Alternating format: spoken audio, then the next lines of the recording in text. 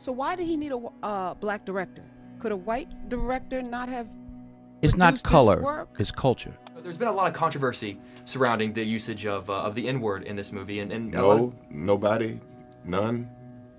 The word would be. Oh, I don't want to say it. Why not? I don't like to say it. Have you ever said it? No, sir. Try it. I don't like to say it. Try it. One thing about if me in politics is to give you a direct statement right there is be playing a game that I'm not interested in playing. Okay, To give you a direct statement right there. In a Hollywood often dominated by woke narratives, some stars remain steadfast in challenging the mainstream. Here are 5 unforgettable moments when actors stood their ground against woke reporters. Let me talk. First, in 2023, Matthew McConaughey appeared on The View to promote his Happy to be in his box. Got to sit behind his parents, which was really awesome to see them when he brings them up Isn't he and where an they started. anti-vaxxer? I believe An he's- I anti-vaxxer? believe so, yeah. I want to applaud you for being so outspoken against violence and gun violence in particular. And you're a Texan, and you spoke so passionately at the White House last year in the wake of that shooting at Robb Elementary. children's book, Just Because.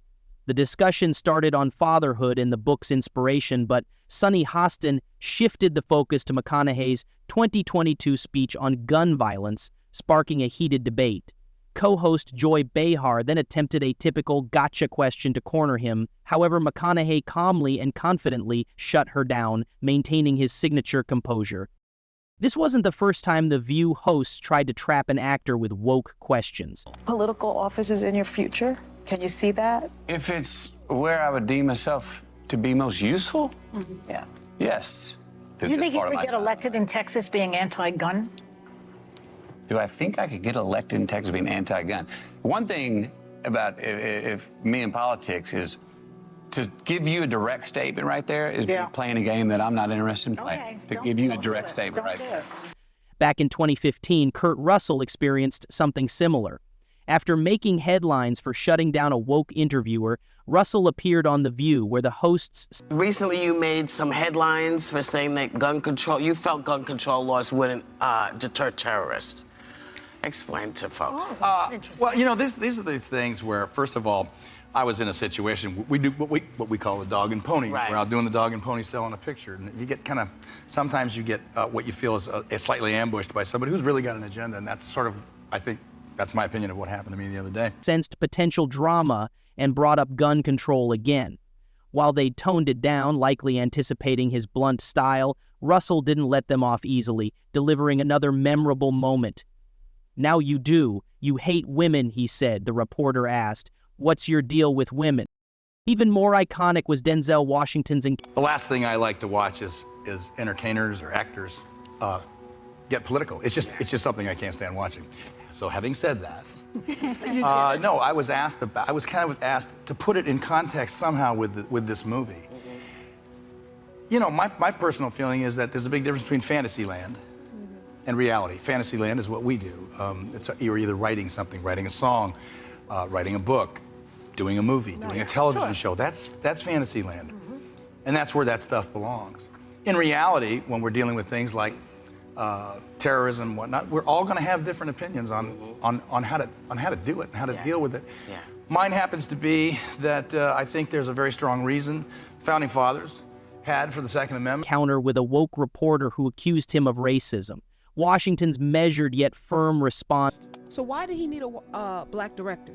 Could a white director not have It's not produced this color, work? it's culture. Explain the difference, because I think we're in Steven a space Spielberg did Schindler's List. Right now. Martin Scorsese did Goodfellas, right? Steven Spielberg could direct Goodfellas. Martin Scorsese probably could have done a good job with Schindler's List, but they're cultural differences. Turned the conversation into a masterclass in shutting down baseless accusations. These moments highlight a rare breed of Hollywood stars willing to challenge leading narratives, standing firm against attempts to derail meaningful discussions. In an industry often criticized for conformity, actors like McConaughey, Russell, and Washington continue to inspire. I know, you know, we all know what it is when a hot comb hits your hair on a Sunday morning, what it smells like. That's a cultural difference, not just a color difference. So it's the culture. You know about a hot comb? scenario? She don't know about She no couldn't. Because that's, You that's don't know. old You school. don't know nothing about. Dax. See how everybody laugh? That's a cultural difference. That's not a race difference. That's just that motion. That's all I gotta say, right? I know what a hakum is. Okay. All right. Fire with their authenticity and courage. During a 2016 town hall for Fences, I want to just ask you, though, about the issue of race relations, because the film touches upon that. Right now, under President Obama, over the last 8 years, in your mind, have race relations improved under his leadership? Race relationships have to do with race relationships. Sirius XM Urban View reporter Karen Hunter attempted to provoke Denzel Washington with a loaded question about why he didn't choose a white director for the film. While the question seemed neutral at first, her tone revealed an underlying push for the woke inclusivity agenda. Denzel, however, You're white or whatever you are. I'm black or whatever I am. We're standing here talking now. That's how we get things done. You can't legislate love. The President of the United States can't legislate us into liking each other. We have to step forward and ask questions about each other and engage. There's no law that says, oh, because I'm president, you all got to get along now. So it's up to us. didn't miss a beat, delivering a sharp and thoughtful response that left no room for further provocation. This wasn't the first time Denzel had addressed such. There's been a lot of controversy surrounding the usage of the N-word in this movie, and No, nobody, none. The word would be. Oh, I don't want to say it. Why not? I don't like to say it. Have you ever said it? No, sir. Try it. I don't like to say it. Try it. Really? Seriously? We're not gonna have this conversation unless you say it. Woke narratives. At the Fences premiere, another reporter tried steering the conversation away from celebrating the film's achievements and into divisive territory. Despite the persistent attempts to frame the discussion around woke ideology, Denzel stayed composed, delivering. You want to move on to another question? Okay, awesome. I don't want to say it. Come on. Will you say it? No, fuck no. That's not the same thing. Why do you want me to They're say gonna it? bleep it when you say it on your but- show. Say it.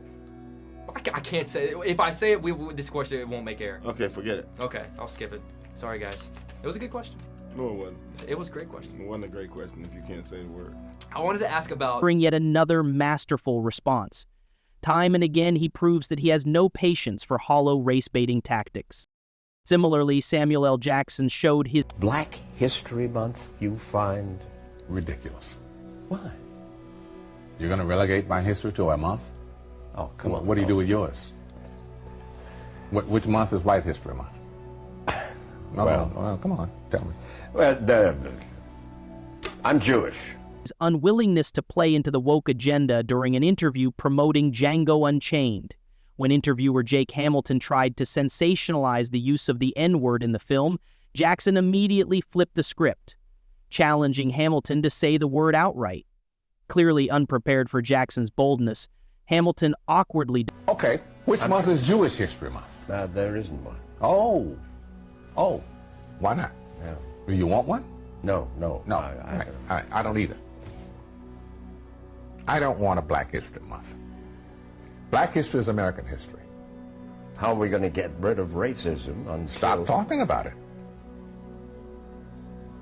I'm going to stop calling you a white man. Yeah. And I'm going to ask you to stop calling me a black man. Deflected. Both Denzel and Samuel L. Jackson remind us that authenticity and confidence trump woke theatrics every time. To wrap up, let's revisit the moment Morgan Freeman flipped the script on a reporter pushing woke narratives. Known for his candid take on social issues, Freeman didn't hold back during a 60 Minutes interview with Matt Wallace. When asked about Black History Month, Freeman dismantled the concept in under 30 seconds, mocking its premise and questioning its purpose. He then offered a simple yet powerful solution to racism that left Wallace speechless. It was a masterclass in shutting down performative narratives. Now that's how you give a woke culture advocate a complete reset. Subscribe for more content exposing woke culture.